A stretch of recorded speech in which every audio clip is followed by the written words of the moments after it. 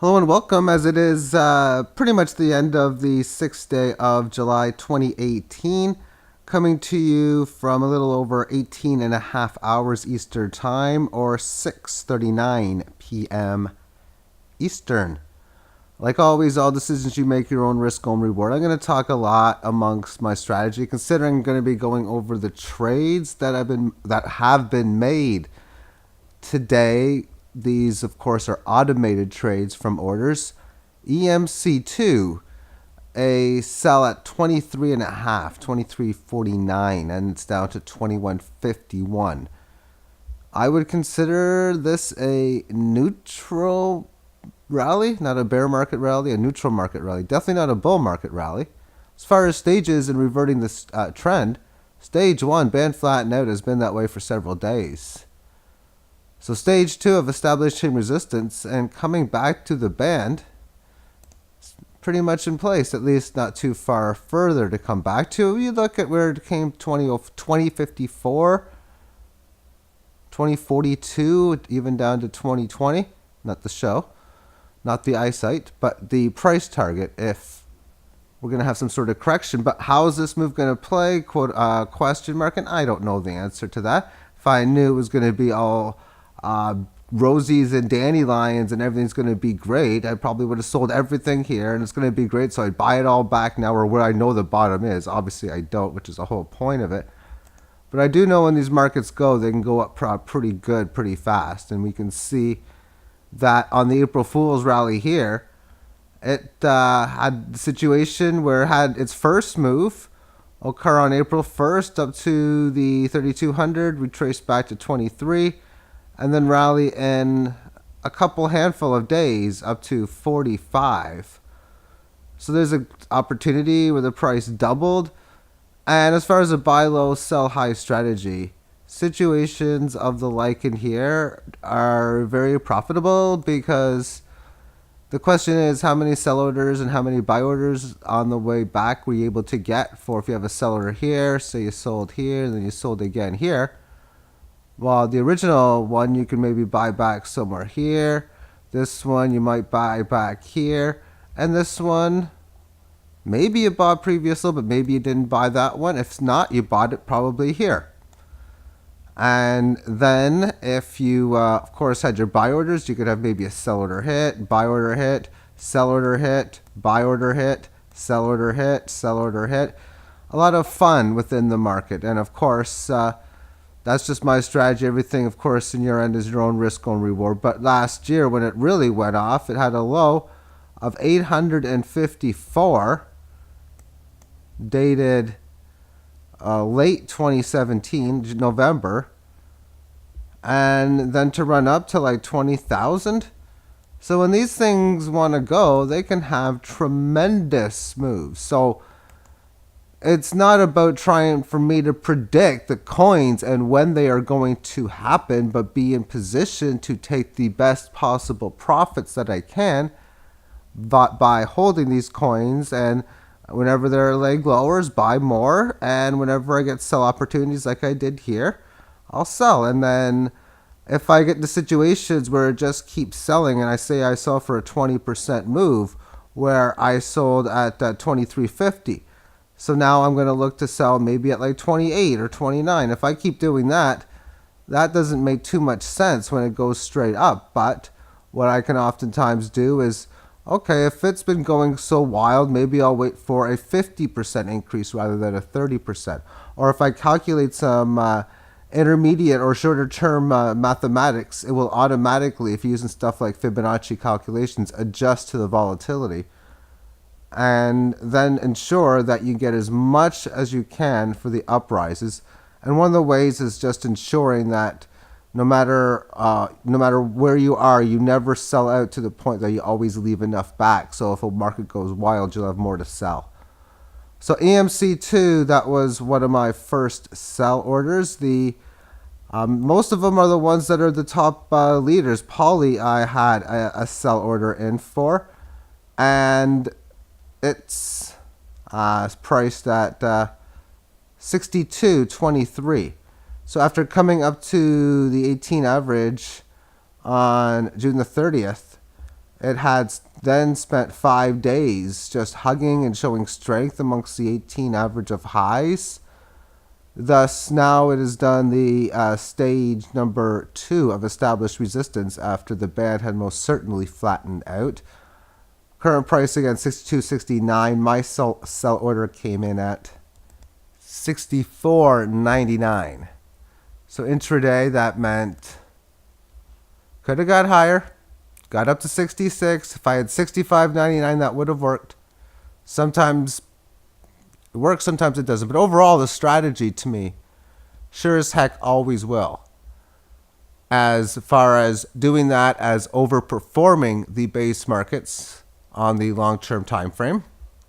And as long as the cryptos in itself doesn't continuously happen or go on like it's been this year where there's straight downs without much for rallies, sort of like what we see from like May 30th on, just continuously red, doesn't really have much for up moves, then it's going to be a winning play, because since this day in here, this would have been the last time I sold until it started making this rally, because it works out to buy, sell, and all that type. So it changes over to how it plays through. But if markets on downtrends can do stuff like this, and past ones have, then it obviously is more profitable. But the market's obviously going to do what it's going to do, and you just have to play with what it does. SRN I sold at 29.44. Now at 27.53. And I could have got much better. We got to 32.16, but I'm still profiting that last trade. This is another one of those neutral markets. And interestingly enough, that this and Poly practically sold at around the same time for me, where it was about a 1 minute differential. And that does happen quite frequently, where two different coins will pretty much have the exact same pattern situation at one time. But it's all about taking advantage of the moves. Any sell order in here was obviously profitable. And now within this, we've had our bear market situation. We've established this level of resistance. A statement you can say within the market has been made. And if a market momentum can if it can manifest itself to show some strength, and what you'd want to see from here is not a flat 18, but even just a slowly rising, which would mean that price action would need to maintain lows around this level, and then at least start to play around with highs close to 3,000. And established, maybe come up to here, something like that. And a pattern like this is always what I'm looking for, but these things can go on a dime pretty much.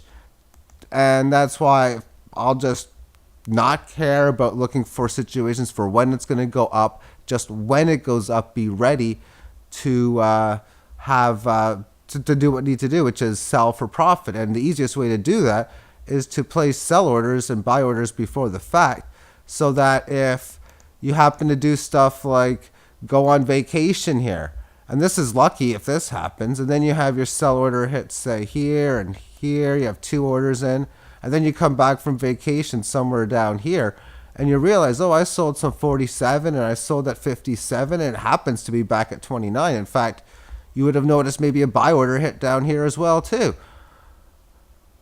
And okay, so this is great. You adjust the situation and you calculate it. Okay, already got one buy back. Maybe do a little bit more buying, adjust your orders, place a buy order, say, down here, and then you'd place maybe a sell order here, wherever. And then that's basically it. The another one that I sold, and this was via the Binance coin,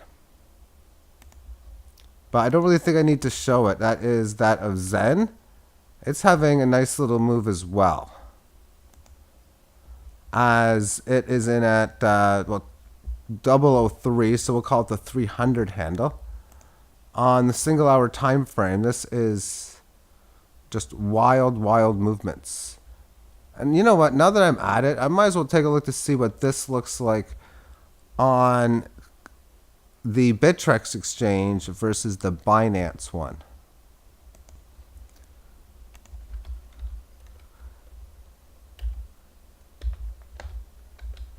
So on Binance, the candles look more structured, better anyway.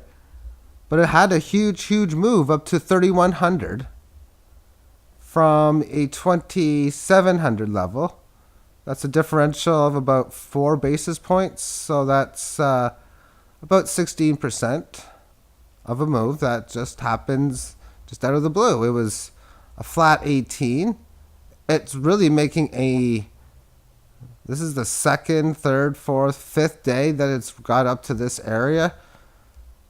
So it's in a firm neutral market from its downtrend that it has had. And when it's ready to go, it wouldn't surprise me to say, yeah, it went down, it had a nice sideways correction, and then the baby just went. Not saying that it's going to, but what I do like about it right now is that it's making a little bit of higher lows in here. Now, as far as this against the Binance coin, I could tell that it wasn't traded at the highest of volume when I went to the exchange, but only price pays.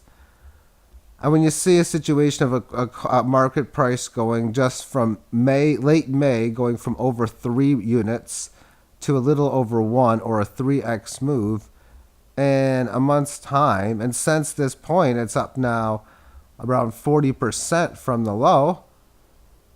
That's pretty darn near impressive. It's got a nice little bullish pattern, but BNB is also showing a little bit of a down move, which is awesome because that will make altcoins a little bit more better against BNB. Thus, I can sell some of them for that, and I expect greater volatility trading this pair compared to that against a Bitcoin, rather. The sell number that I got, let me just take a quick look at that, was 148.8, so pretty much I'm right at price action. So in a case here, I'll be looking to buy this if it can make a move back towards this. Let me just actually check with I actually got 2 buy orders in, and I'll go through all 5 orders and just quickly show how I do this. Where $1.25 is the area, or 1.25 with a unit basis, is the area where I'd be looking to buy back at. Thus, trusting this to be a bull market move coming, in that of buying at a former area of resistance that the 18 average of lows is soon to catch up with. Now below that, you're going to want to have a decent leg lower. So that's why I'll be looking for under 90 cents in an order under that point there. However, that's the whole system of like pawn shop bartering. You try to get the best deal even though you're willing to move your price. And what I mean about that is if I buy at $1.25, I want to have this deeper order in case something large happens and I get a better price that way. But if I end up buying at 1.25, then depending on how the market moves, you know what, I doubt I would buy at $1.07, but there's times where if, for example, I would buy this previous low, I would still not put a second buy order there, rather put one down here, and then if it goes to here, I would do such. But if the market price doesn't pan much out here, and then it ends up going lower to this low, I'm not going to like the chances too much that it finds a level of support. And as far as where I place the new sell orders in at, I have a sell order in at under 2. So if it makes a move, I'll be looking for one up there. Then again around 3.5. But again, this is an exact example of what I mean as far as a bartering for a better price. So if I sell at 184, I'm going to hope it just has a huge pump if I happen not to be around the computer, and maybe over a period of time, like several hours or even several hours, we'll say, that if it happens to make a move to 184, it's got the potential to have a major insane move. So that's why I'm going to put a price target at 347. But realize, if I notice the sell order comes in here, I would then probably look to sell next at somewhere at around 2.5, maybe even 2 3/4, 2 3/5 as an area for the next sell target. And then with that, also I'd be doing the same sort of deal where, okay, I'll put a sell order, say, up here. And then a third one, I got one like around 18 or something like that. Just an insane number you wouldn't expect, but just in case there's a situation where you have like a 12, 14x move in one day or whatever, I'm going to be pretty confident to sell them all long term, in the sense I'm probably going to make a huge profit on it, because most of those times it's going to be the candles that will mainly look like this, where you have this little coloring and it's like a big line like that. That's what they're always usually going to look like, and I'll be happy to sell at the high ends for the situations in which they occur. So instead of holding the balance and just leaving them, that's just a better way to put the order in, because it only takes 1 second or so to cancel the buy or sell orders respectively. And that's what happened with Steam dollars today. As I mean, it's not a big move, but I pretty much got the top today, as I did 22.9 and change. Just went to 23.3. So I was able to get the sale, but this one I just bought back instantly. I basically got one free Steam. That's what it came down to. Didn't sell it for that large, but I'm right back where I was. So all my sell orders and buy orders are pretty much the same, except for I got one extra Steam sold extra up top, because of the fact that I was able to get the buyback instantly at 20. A little under the 20 handle, 19 something. And then, of course, with a lot of these other codes, look what happens in 2 days here. First day, or 3 days even. No, 2 days. It's happened on the second. You have a low of 20.35, and the next day you have a high of 467, 150% move, and that was nothing compared to, of course, what happened back here in December, when the price over how many days did this? Even just over really 1 but 2 days, and so less than 48 hours, goes from the 21.4 handle to the 100. So that's better than a 4x move, close to even that of a 5x move. And then even from the lows in here, 12,000, that's like an 8x move. Intraday situation here that sparked this big move. A price that was trading at like 11.5, 11.6 the day before. The next day it has a high at 46,000 and change. So all the sell orders that you have, at least ones within this range, get hit. And if you assume it to a situation where, say, you sold some here, maybe you sold some here, and maybe you sold some here. Well, this sell order was easy to buy back, because you could have bought back, to me, anywhere below this line would have been easy. This order, well, you could have bought that back easy enough in here. This one you might not have bought back until well later after the fact, at least depending on how far low it ended up getting. But what do we have happen afterwards? It's a spot where you're like, okay, sell order, maybe you get this back, probably not for me. And then you can and this is a spot here where you're like, oh my goodness, I can maybe increase your sell order. If you did, however you do it, you could have sell orders like this. And then if that's the case, you could have buy orders like this as well. There's nothing wrong with that if you can handle playing that many orders, however you want to do it. There's a lot of the situations, or a lot of the volatility is available to allow us a play of such a fact to be very, very profitable on the long-term time frame, as there's always going to be these spikes in here. Just as far back as last August, less than a year ago, this was a spectacular one. But intraday, you were getting okay percentage moves on here over and over and over again, where it became very easy to have sell orders in place and then just buy back like one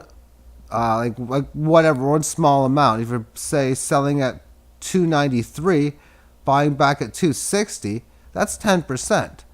And if you're playing in those types of those variable levels, it can work out so profitable. There's another situation there. So I'd like to thank you for tuning in and have yourself a great day. Bye-bye.